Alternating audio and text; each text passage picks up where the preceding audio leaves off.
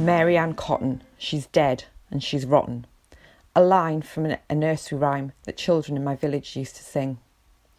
Like many people at the present time, I've been finding life difficult during lockdown.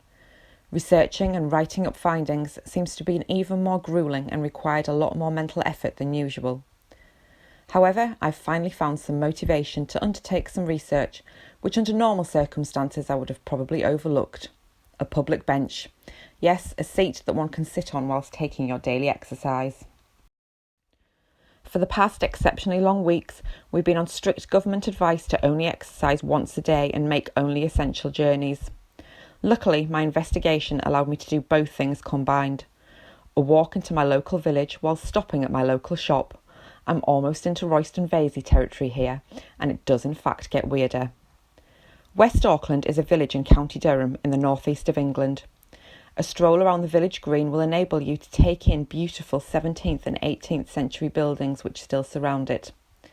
West Auckland is mostly famed for being home of the first World Cup, after a team made up of local miners won it twice in 1909 and 1911. However, West Auckland has a more sinister claim to fame. It was once home to one of the most infamous and prolific serial killers in Britain.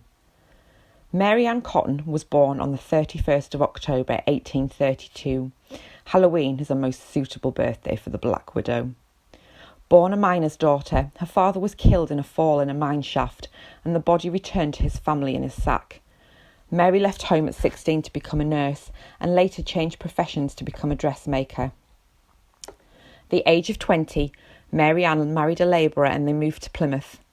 It is reported that Mary bore 5 children during this time. Only one of them survived to move back to the northeast. Margaret Jane was her name. Due to legislation, none of the other 4 deaths needed to be recorded. The couple moved back north, where another 3 children were born, 2 of which subsequently died, along with Margaret Jane, who was then aged 4. After 13 years of marriage, Mary's first husband also passed away, and she claimed £35 in life insurance, which was approximately half a year's wages at the time, as well as another insurance payout for the death of one of her sons. Tracking the Black Widow's crimes after this is a mammoth task. Like a weird family tree, her killing spiralled out of control. Although she was later only convicted for the murder of her stepson, Charles Edward Cotton, her death count is believed to be much higher, possibly up to 21 people. Throughout Mary Ann's adult life, those close to her had a habit of dying prematurely, usually after developing stomach problems. The death toll included her own mother, 3 husbands, 11 of her children and a close friend. Many of these deaths included life insurance payouts to Mary Ann. It was not until the death of her stepson that a doctor who had examined the boy became suspicious, and tests showed that the boy had died of arsenic poisoning. Mary Ann was arrested and tried. She never confessed to any of the other murders, but suspicions remained. In 1893, Mary Ann was executed in Durham jail by an executioner who was later described as not fit to hang a dog. The hanging was apparently botched, using a short rope and a 2-foot drop. Some have suggested that this was done deliberately. Mary Ann died from strangulation. The execution hood over her face was reportedly splattered with blood, presumably from her lungs as she gagged, desperate for air. Several witnesses were reported as being visibly disturbed as they watched her die. She was buried in the grounds of Durham Jail and later exhumed and cremated. So back to the bench. Mary Ann lived in 2 properties in West Auckland. The most well-known still stands overlooking the village green on Front Street. This was the last house that she lived in before she was arrested. She also killed her last victim there. Lesser known is the house that she lived in prior to moving to Front Street. This house was number 20 Johnson Terrace.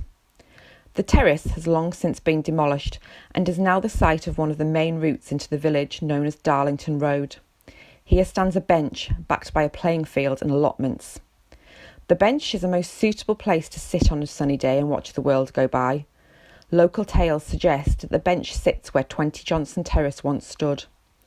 It is hard to imagine while sitting there on a sunny day that a woman who was once described as stunningly beautiful with long sweeping black hair plotted and committed dreadful atrocities on the site, including the murders of her own children. Stories suggest that the bench has a dark, foreboding presence surrounding it. A chill has been felt in the air even at the sunniest of days. Sometimes, while sitting there, people have reported seeing the ghosts of victims playing on the grass which surrounds it. I sat there on a sunny day when lockdown restrictions eased. The sun continued to shine, and I did not see any ghosts or feel a chill in the air. Maybe even the dead are in quarantine. For now.